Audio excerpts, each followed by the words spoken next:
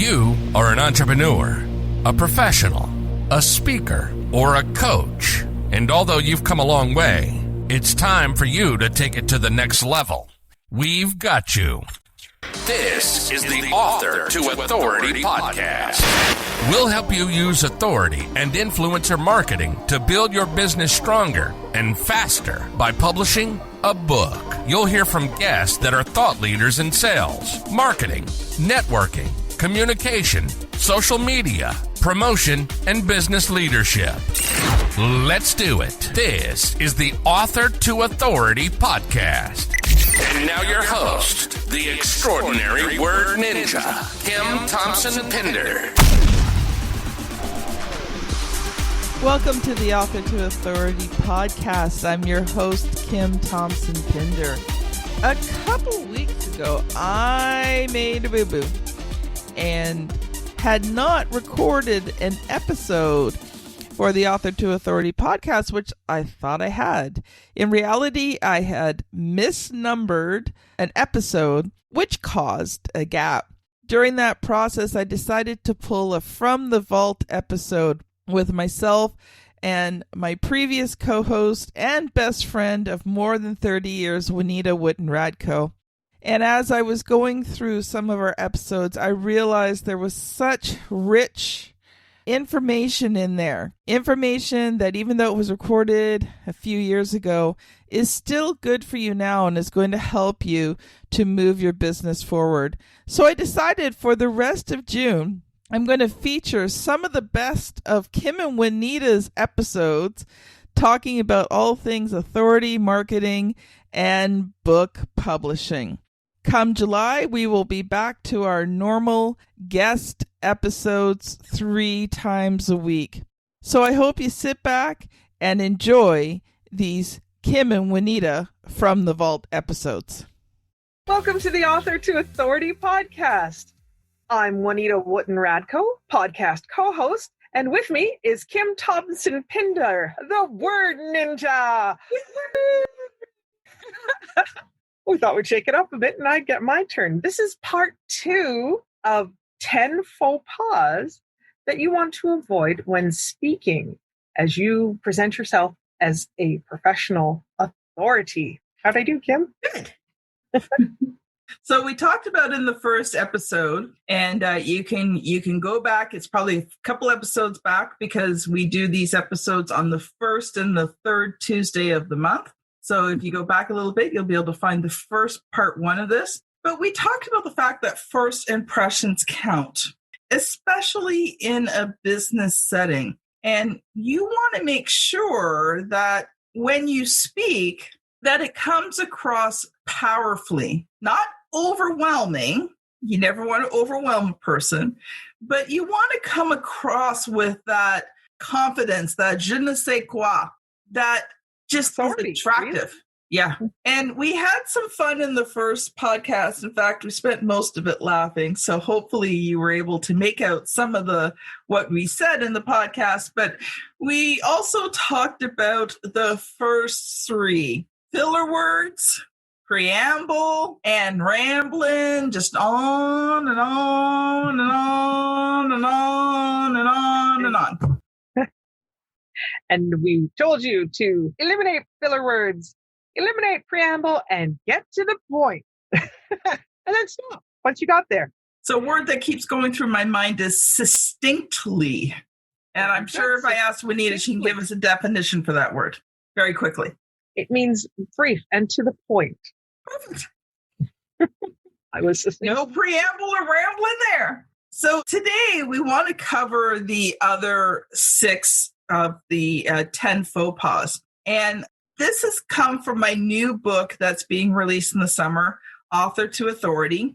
And if you want to get a free excerpt of the book that teaches you all about the 6 key building blocks, gives you a great introduction to the Author to Authority concept, you can go to www.authortoauthority.com/get-the-book. And of course, the link will be in the show notes. So as Juanita has been wonderfully doing while I'm speaking, The next one is listen more. I've seen so many people who are trying to act like they're an expert or they're an authority, and they feel like they have to do all of the talking, that they have to prove that they're an expert. And almost, it's kind of gross sounding, but it almost comes out like verbal vomit. Yeah, Not that is too pleasant. Have you ever met somebody like that who was just trying to dominate the conversation? Yeah, don't get it on my shoes is what you feel like saying. When you listen more, you really are giving someone the gift of your attention.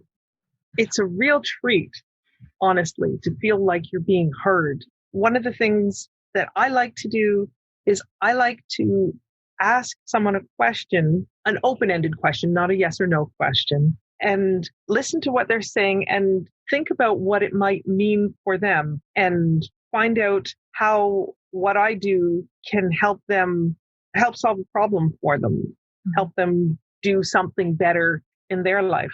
Or do I know someone who might have a better solution for them? Here's the thing. So there's a real life example of a very short preamble. Listening does not make you the weaker person. That's a misconception that the person who's talking is the better, bigger, stronger, faster, whatever, than the person who's listening. But someone who's a true authority has that confidence within themselves. They know themselves. They like themselves, that they can allow anyone to talk, listen carefully, ask questions, and still come out of it with their own self-worth and value. They don't have to be the center of attention. And that becomes strangely attractive to those who feel like they have to talk all the time. You often get complimented as being such a great conversationalist, when really you're just the one soaking it in. In a business conversation, even when you're just getting to know someone, listening is powerful. It allows you to quickly determine where this person belongs in your network. Maybe this is someone that's going to be a good potential client for you, but maybe they're not. Maybe they could be a comrade or a coach or someone who can connect you. Maybe there's someone that you can collaborate and joint venture partner with. But you don't know that until you listen. If you assume, and there's a reason why, if you break up assume, I won't say the word over here, but just break up the word into 3 parts. You'll get what I'm saying. Listening becomes a powerful tool for you in terms of positioning yourself as authority, but also building your business. Okay, eye contact. Now, this is one that Juanita and I have never had a problem with. Actually, the reverse is true. Many times we can't look at each other because we know what each other's thinking. If you are a shy person and making eye contact is uncomfortable for you, there's a couple of tips, because Kim is mostly right in saying that I've never had a problem with eye contact, but I did have one kind of problem with eye contact. Kim and I are both very tall women. I'm 6 feet tall. You're what, 5'10", 5 and a half? And a half. Exactly. When talking, and we've been this height since high school, when talking with our younger and shorter classmates, eye contact would actually make you slouch a little bit. So humor aside, that is sometimes not perfect. Sometimes to achieve eye contact comfortably, you may need to take a step back and widen the gap between you to have a good, comfortable eye contact. You may also have to find you're not always peering into someone's eyes and only the pupils of your eyes. Like when we talk about eye contact, that some people get that impression that you can only watch your eyes. Don't do that. It's creepy. It's creepy when someone locks gazes with you and will not let go. Bounce around. Look at their eyebrow. Look at their cheek. Look at their mouth. Back up their eyebrow. Look at their nose. You know, if they have a blemish on the end of their nose, don't stare. But keep your eye moving around like, I don't know, Are they wearing earrings? Then have a mustache. If she has a mustache, do not compliment her. She doesn't want to hear it. I know I'm on a roll right now. But eye contact can, even top of the forehead, eyebrow, cheek, and just kind of in the general face zone, makes people feel like you're paying attention and being comfortable. And knowing that can be helpful if you are perhaps a little more on the, you're not neurodivergent, you're not neurotypical. This is a way of working around something that might be challenging for you. Now, the other reason why Juanita and I had to take a step back, because we were tired of the guys staring at our chest all the time. There's that. You can't, hold your books and hold your textbooks in front of you. That's really the only thing that solves that, girls. So close your code. Juanita and Kim. The more you know. So it was nice by the time of the end of high school, most of the guys were at least close to our height or taller. Mm-hmm. Okay, the next one. Being unclear on your core marketing message. That first impression that you make, those first words that come out of your mouth when you introduce yourself, leave a lasting impression. There is a reason why I call myself the Extraordinary Word Ninja. Now, I've written over 150 books, so I've earned the title, but I specifically use it because I want to be memorable. I want a good, strong first impression. I also want to make people curious.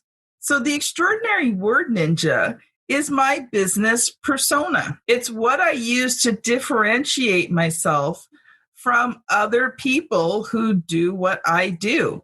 And amazingly enough, most people may not remember my name.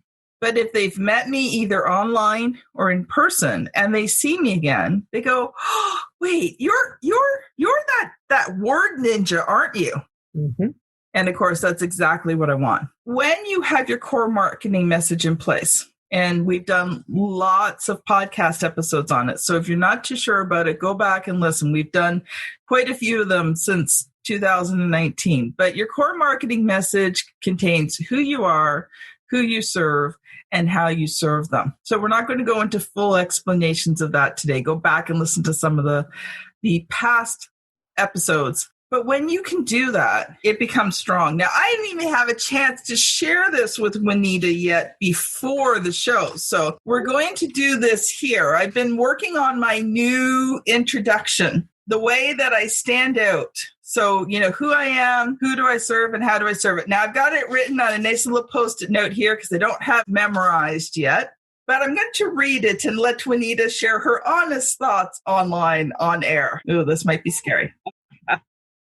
So, my new introduction is, hi, I'm Kim Thompson Pinder, the Extraordinary Word Ninja, Chief Visionary Officer of RTI Publishing. And if I'm going into my long official one, international best-selling author, award-winning speaker, and host of the Author to Authority podcast.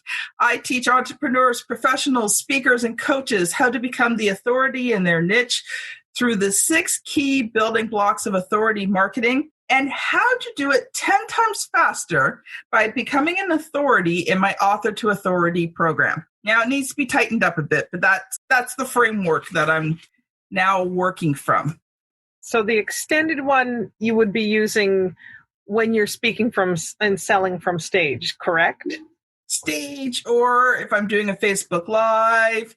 Occasionally, if it's a really sort of bigger type person that I need to make a really big first impression on, sometimes I'll say that, but I kind of say it half jokingly, just so it's kind of there. And I teach it. So I use it because I teach it quite a bit. But normally if I just introduce myself, hi, I'm Kim Thompson Pinder, the Extraordinary Word Ninja and Chief Visionary Officer of RTI Publishing. I work with entrepreneurs, professional speakers, and coaches.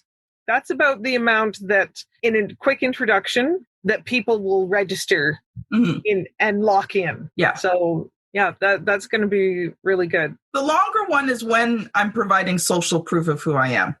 And there's value in that, but I don't use it all the time. Like Juanita said, that's predominantly when I'm speaking somewhere, or if I'm on somebody's podcast, or, I'm speaking at someone's Facebook Live.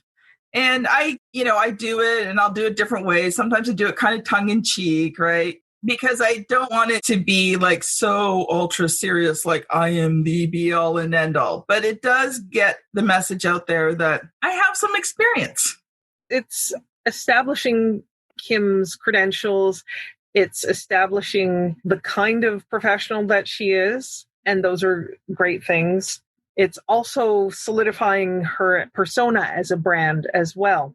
Mm-hmm. And I'm tiptoeing around here. I'm getting a little bit close to our next point. I don't think I went quite there, but if I were to say, grab Bessie and walk her through the garden and slap a rose on her and bring it on home, I'd be using diner speak to say, I want a hamburger with some lettuce and tomato on top. But I used niche specific jargon. Mm-hmm. And what do you think about that, Kim? Yeah, I had no clue what you were talking about until you explained it. Exactly. That's why you don't want to be using niche specific jargon unless you know that you're talking with someone who's in your niche, who knows what the heck you're talking about. If you're trying to communicate and enfold new people into your circle, they won't know it. They're not in your circle yet. Exactly. I was at a networking meeting, probably back 2019, I think it was. I was speaking at the event and talking about introductions. And this one lady at the back of the room, put up her hand to have me help her with her introduction. And she had some sort of very strange medical title. I can't even remember what the word was. It was long and unrecognizable. So it's not like psychiatrist, gynecologist, and it was a very unusual word. So much so that I don't even remember it now. I had no clue what she did or how she helped people medically. And because it was a complicated thing, even after 5 or 10 minutes of her explaining, I still had no clue what it was that she did. Now, do you think that woman is going to really make an impression, or people are going to want to talk to her about their problems? No, because nobody even knows what she does. Mm-hmm. So I think it's important, if you're doing something that's not well known or, has very high technical terms. My husband works in a very highly technical job. He repairs CNC equipment. So I'm not sure exactly what a CNC does, but it's a major piece of equipment in most factories for manufacturing things. And sometimes he comes home and he starts in on telling me about his repairs and what he's doing. And I start looking at him, I go, yeah, And he goes, stop that. You have no clue what I'm talking about. Yeah. And then he realizes that he's talking to his lovely, intelligent, but completely ignorant mechanically wife. And so he dummies it down for me. But what he does is he takes the concepts and he explains them to me in a way that I can understand. It's one of the reasons why, until my mechanic gives up his business, I will never stop going to him. Over the years, he has treated me with an incredible amount of respect. He recognizes that I'm smart, I'm intelligent. I'm just not mechanically wise. It's not something that I understand well. So he always takes the time to explain to me in ways that I can relate to what's going on in my vehicle. One thing I would like to tack on here, Kim, is the idea of providing I want to say allegory, but that's too literary a word. I want you to... And this specific jargon? It's not accurate. I wouldn't say it's so niche as all that. But if you have to use jargon, and sometimes you will, it's a good idea to think about what you're talking about and try and think of a parallel in everyday life that you can use.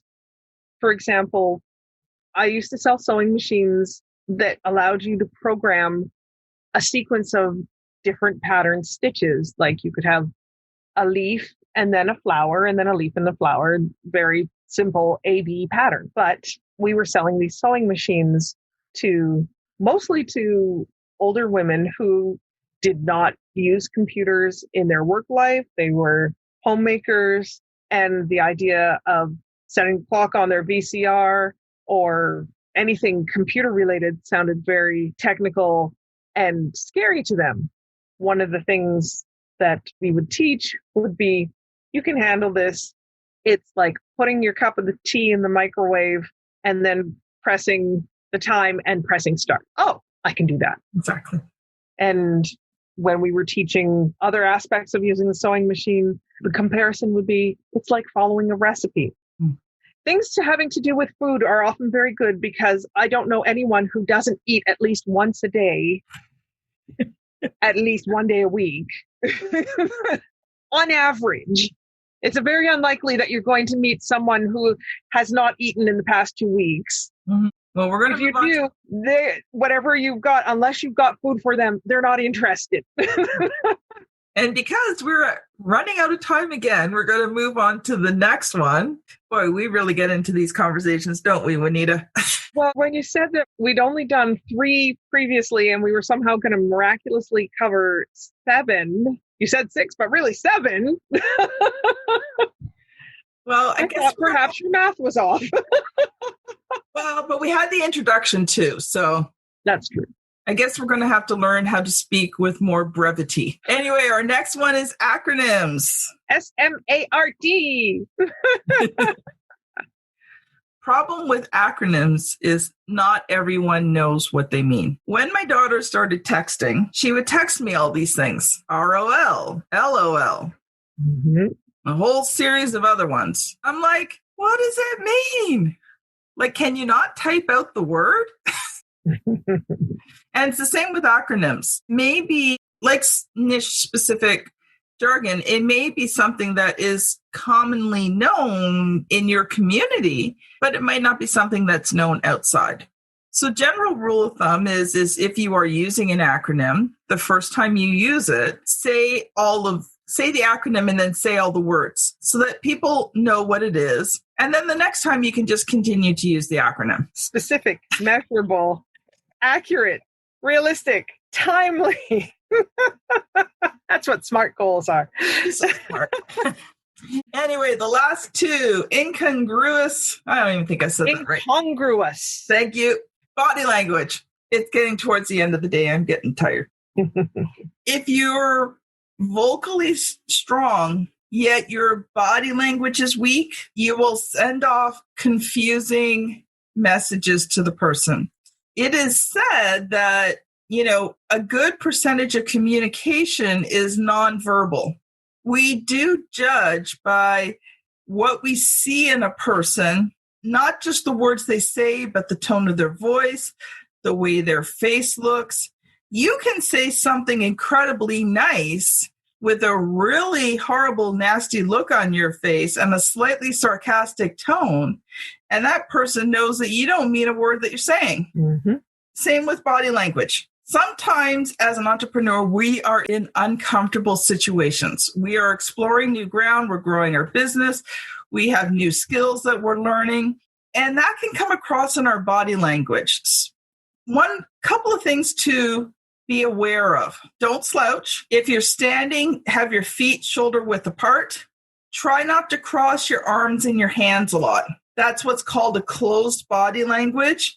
It may sound kind of weird, but you want an open body language, kind of like where your heart connects to the heart of the person. If a person takes a step backwards, you have invaded their personal bubble space. And the best thing that you can do is don't step towards them, but step away from them. Like Juanita said, if you're really tall, take that step back so it's easier to look eye to eye. So those are just some basic body language. And of course, there's the last one, and I'm just waiting for it to happen. Oh, now you want me to talk. You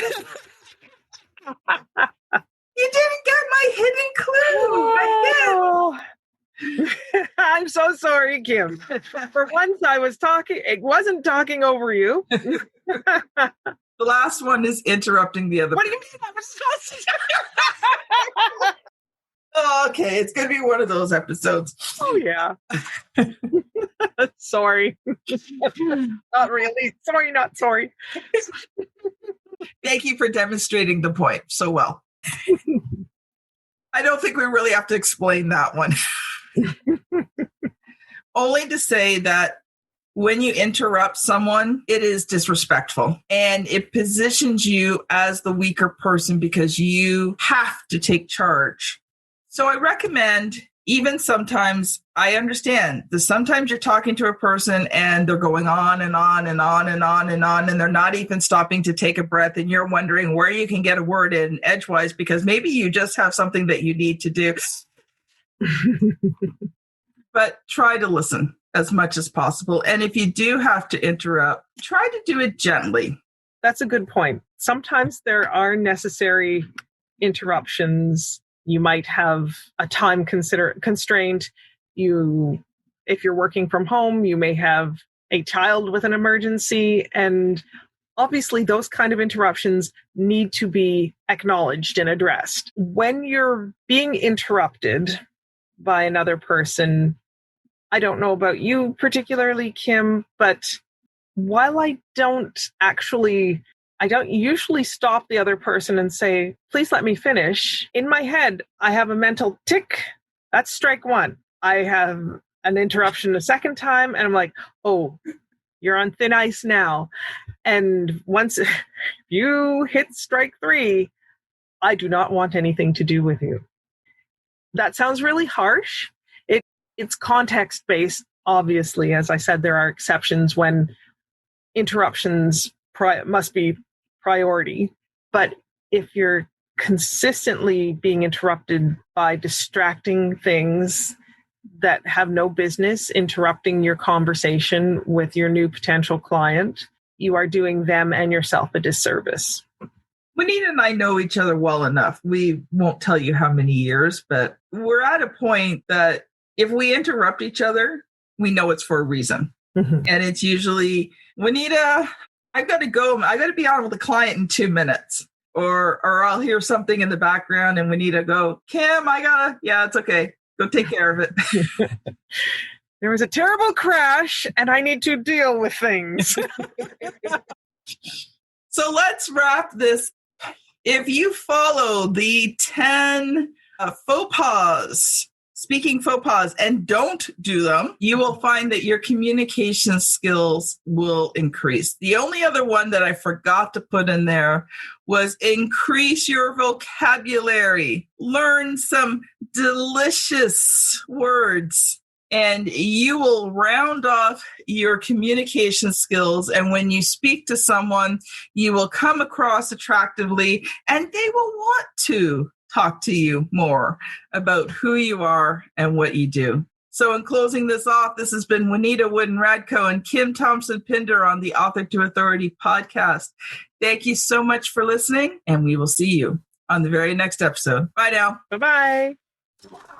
You've been listening to the Author to Authority podcast.